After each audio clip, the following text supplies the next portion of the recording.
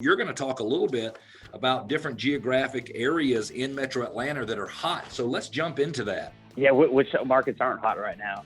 Well, that's honestly, true. That's true. But I would assume some are hotter than others. Am I right? That is true. That is true. I mean, you have the top. I'm going to go kind of broad with counties, but your top selling county once again is Gwinnett. I mean, that's pretty much the same case every year, followed by Cobb, and then we actually split up Fulton County between North and South just because they're very different in terms of the types of real estate you can buy there. But Fulton County would be number one overall if you didn't split it up. But in terms of pricing and closing changes, how many more closings were, in 2020 compared to 2019? Some of the top growing counties are actually Pickens County, Hall, Coweta, Barrow, Carroll.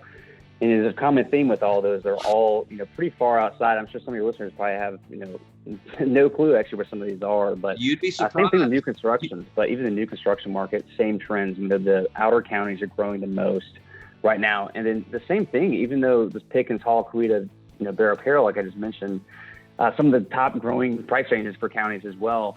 Rockdale, Dawson, Pickens, Hall, Barrow, and Carroll all are up 15% or more from 2019 over 2020 over 2019. Wow. Let's circle back and jump into the discussion on the school districts, because I believe you're going to say that the school districts can make a difference, and there's some that are just hotter than others, and I'd love to get some cool scoop and insights on that. Yeah, some of the most growing high schools in terms of number of closings are very similar to the counties I mentioned. West Hall High School is actually number one. They had 53% more closings this year, or past year, 2020 over 2019. In terms of price driven, Douglas, I thought this was interesting. This is actually a trend that's been going on the last few years. Douglas High School over in Fulton County, and it's kind of in the west of West Midtown. And I just think it's, people want to live kind of in town, but they can't afford this high-end prices.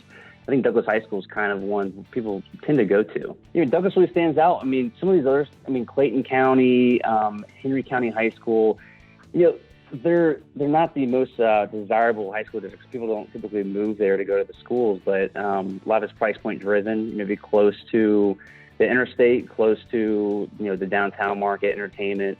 Obviously, a lot of that's shut down right now, but eventually will open up.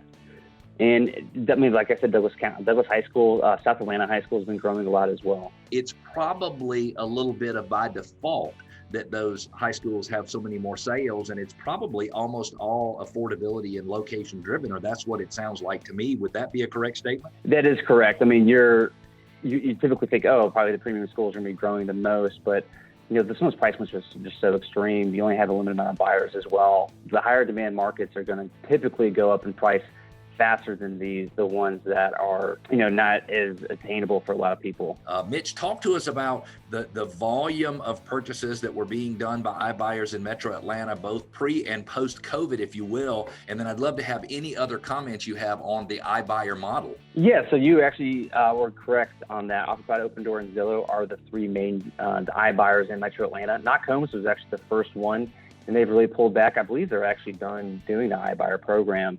But you're mentioning the number of closings, and so they really peaked in 2019. I know a lot of agents were getting worried about iBuyers. People weren't going to be using the traditional agent. It started to slow down. We've actually seen Zillow. They typically, on average now, will sell the home. After they buy the home, they're going to maybe do a little, fix it up a little bit, maybe paint, and sell it. And they typically want to make a profit, and they also get those fees. But Zillow was actually averaging a loss on their sale. Yes, they were. And then what happens, they started pulling back, and then COVID hit, and everything just absolutely stopped.